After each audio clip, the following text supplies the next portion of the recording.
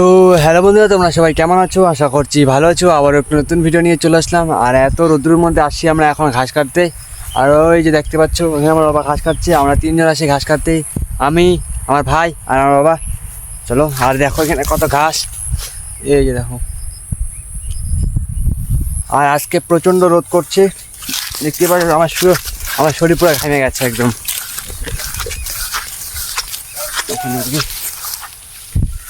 বাবারে বাবা, তো এত পড়ছে না।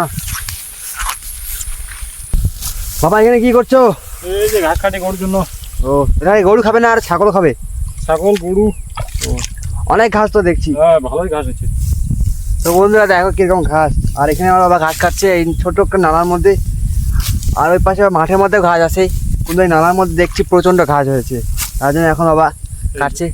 আর এই যে দেখো ঘাস কত বড় বড় বড় ঘাস। খালি এগুলো কাটবে না ওগুলো কাটবা? ওগুলো কাটবো, এগুলো আমি কাটি।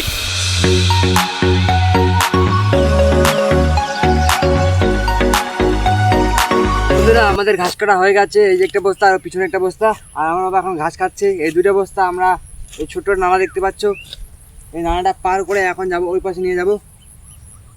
ততক্ষণ এই বস্তাটা আমি এখন বাঁধি, অসুবিধা হচ্ছে বাঁধতে।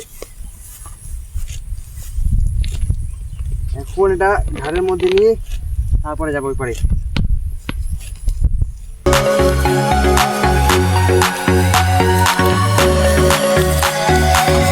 তো বন্ধুরা এখন এই যে ছোট্ট একটা নদী দেখছো, নদীটা পার হয়ে যাবো ঘাসগুলো নিয়ে। এই যে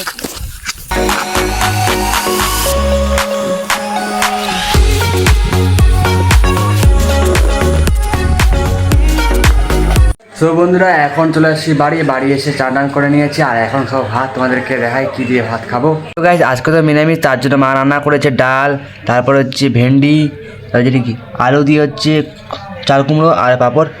আর এগুলো দিয়ে এখন ভাত খাবো।